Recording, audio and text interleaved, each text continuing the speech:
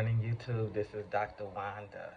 I'm seated this morning in preparation to go to a friend's wedding. This is one of my Facebook friends. I've actually never met her in person, so this is going to be fresh off Facebook. And what's interesting is this has been the last 2 years.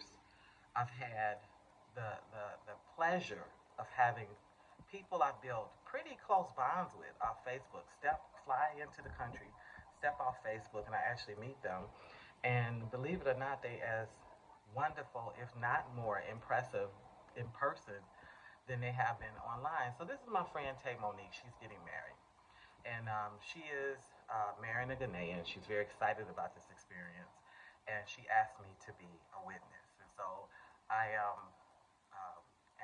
I have anxiety. I'm anticipating it. I'm anticipating meeting her, but I'm also joyous about the occasion. And I'm also in a place of reflection because I did it the same way. I flew into the country and I got married, and, this is exactly how I did it. So I was asked, is any of this, given the state of my marriage, the fact that we're separated and for the most part it's dissolved. Um, what are my reflections? What do I think about this? Am I cynical? Am I angry? Am I jealous? And I'm gonna tell you something. I'm love.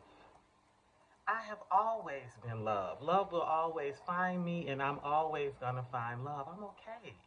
I am so excited and I'm not that person that goes through an experience and then tell everybody else, don't do it. It's horrible. You never want to do this. And I'm definitely not going to be the woman that goes around bashing Ghanaian men. Um, in fact, I have nothing but great things to say about them for the most part. Most of my healing has come as a result of just these incredible Ghanaian men who have stepped forward in brotherhood and friendship with golden hearts to see about me. Everything from the driver to the electrician to my nephew to my spiritual son that, is always, I don't even greet him. I just call out his name, Joseph, and he's already on it to help me with something. Um, to some of my spiritual brothers online, these are men that I've never met, but who regularly and religiously every morning, every evening checked on me and encouraged me and said just, lovely things to me. The ones who have been protective, who, like my friend Simon, who immediately, I don't even talk to him regularly at all. And when everything blew up in the marriage, he immediately called me and said, hey, what is going on? Because he knows me. He knows, like, I would never drag anybody online. That's not my style. That something really must be going crazy. And he says, listen, I don't say anything. But I'm in the background. I'm always watching. I know who you are. I love you. What's going on?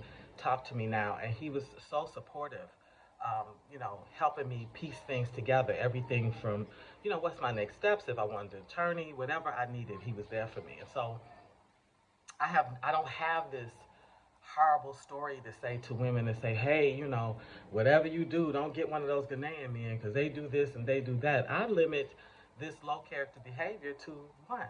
And this is an issue of what I selected and what I'm in and the experience I'm having, and it's unique to me.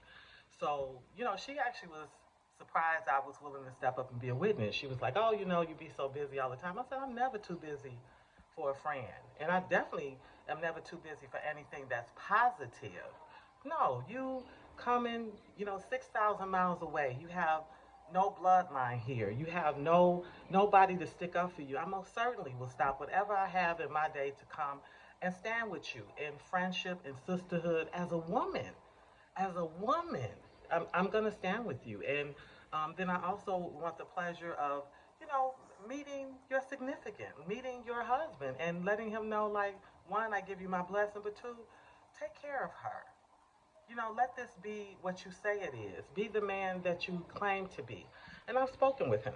And I'm not going to lie, it's all this stuff is, when you meet people, you're meeting the representative before you ever meet the real person. But I won't lie to you. He's tall, dark, and handsome. He's a handsome guy. He was intelligent and articulate. He was, non-intimidating and friendly.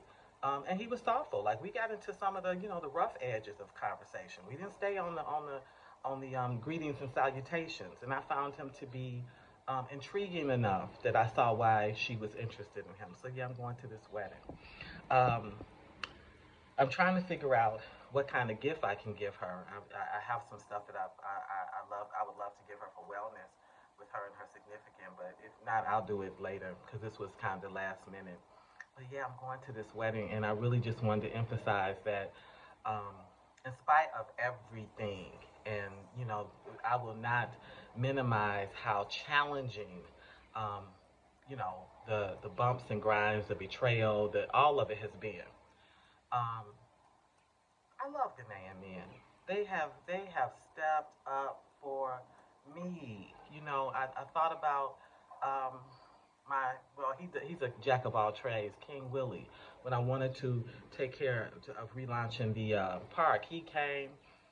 I didn't even know he did any sort of handiwork, but he did my bench. He fixed my library in the park. He fixed the box that holds, skates and scooters. Like he was just wonderful, and he struggled to even charge me. That's the other thing. I've been so good in this community that many times when the men are servicing me, they're like, "Oh, I can't charge you. Whatever is on your heart." And I come from a place, and I'm a professional myself, where yeah, that's cool and that's beautiful. If I'm ever stuck, I'm gonna take you up on that. But I'm always gonna respect you and treat you like a professional and give you a relatively decent wage, for service. If you hear, especially if you hear over a half an hour, I'm definitely not gonna give you the crackhead special. Um, but I love that's in them to see about me, and I've been corrected by them. They have lovingly corrected me, asked me to hold back, asked me to temper myself, but not in any sort of hostile, like you get the hell out our country, stop picking on our brother, but rather because you know, I'm not as beautiful in rage. I'm angry. I lose my cool. I'm not as impactful with rage, with anger. And so they're trying to help me come back to myself. The self that they love, the self that they respect. So no, I'm cheering this beautiful woman on who had the courage. I'll tell you something. My sister-in-law, and she's been married to my brother 30 something years, and she deserves an award because he's a Colin Powell type person, military-ish. Um, she told me when I was coming to marry Isaac, she said I admire you, because you have the courage to take on the whole man. Anybody can take a piece of him, meaning that you're his lover, or you his cook, or you wash for him. But when you become a wife, you're stepping forward with the courage to take on that whole human being, that whole man, and you never know completely what comes with the man until he's yours, until he's actually yours. So we have to forgive ourselves for what we didn't know, and then once we know, we do better. When you know better, you do better. So I am praying for this sister. I'm excited to go to this wedding, and I'm also praying for myself. That I keep that spirit of joy for every female friend that contacts me and says, "Hey, I'm trying it again. Would you stand by me?" That I always can stand with love, because I do believe what God said. He said love never fails. You know what? It actually doesn't. And with that, I'm going to sign off.